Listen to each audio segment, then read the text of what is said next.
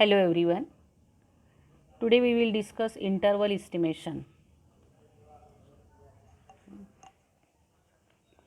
I am Dr. Mrs. Patil SP from Department of Statistics, SGM College, Karad.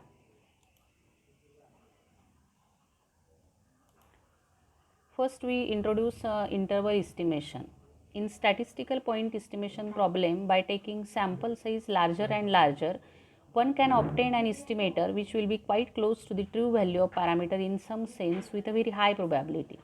Whatever be the sample size, the point estimator may not be equal to the true parameter value. This is so as there is a margin of uncertainty which can be expressed by the mean square error of estimator. The point estimator itself cannot tell how much error of uncertainty exists. To overcome this difficulty, one can use another method of estimation of parameter called interval estimation. In this method, we provide random subset of the parameter space which contains the true parameter value with certain probability. Some of the methods to obtain confidence interval are pivotal quantity method based on a suitable test, and method based on large sample theory. Let x is equal to x1, x2, xn be a random sample from the population with PDF f of x lambda, where lambda belongs to parameter space. Let t of x lambda be a measurable real valued function defined on real line. If the distribution of this quantity is independent of lambda, then tx lambda is called a pivotal quantity. Okay.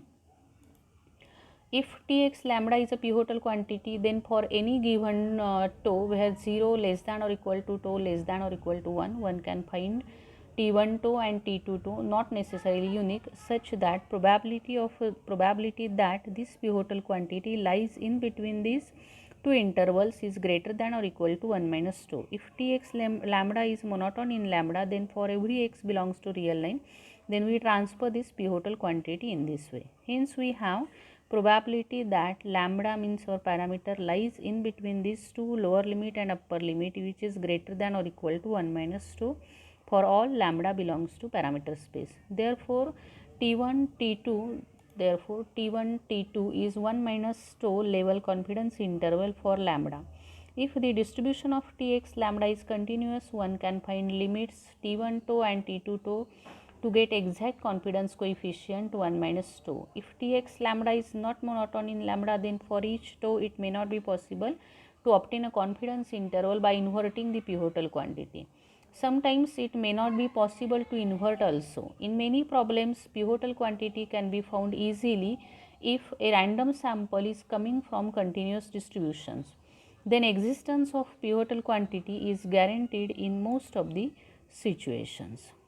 Let f of x lambda be a continuous distribution function. Then continuous distribution function has uniform distribution over 0 to 1, and hence this minus summation log f of x lambda follows gamma distribution with n comma 1 parameter. Therefore tx lambda is equal to product of f of x lambda is a pivotal quantity. One can obtain confidence interval for lambda based on this pivotal quantity. If lambda is a location parameter, then xi minus lambda and summation xi minus lambda are also pivotal quantities, since the distribution of these quantities are independent of parameter lambda. Similarly, if lambda is a scale parameter, then xi divided by lambda and summation xi divided by lambda are also pivotal quantities.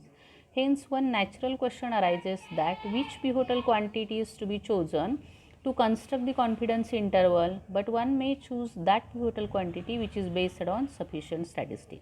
Suppose for example here we have given, let x1, x2, xn follows normal with a parameter mu sigma square, where sigma is unknown and we seek 1 minus alpha level confidence interval for mu. Let us we choose this pivotal quantity, our usual statistic, that is x bar minus mu divided by s by root n, where x bar and s square are usual sample statistics, means x bar is our arithmetic mean and s square is a sample variance. The random variable tx mu has students t distribution with n minus 1 degrees of freedom, which is independent of mu, and tx mu as a function of mu is monotone. We can clearly choose lambda 1 alpha and lambda 2 alpha so that probability that this pivotal quantity lies in between these two constants is 1 minus alpha for all mu.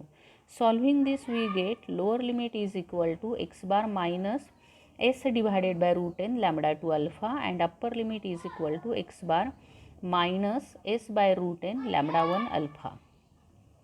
And a 1 minus alpha level confidence interval for mu when sigma square is unknown is given by x bar minus s by root n lambda 2 alpha and x bar minus s by root n lambda 1 alpha.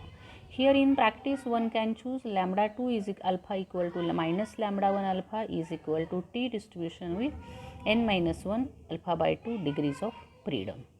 Thank you.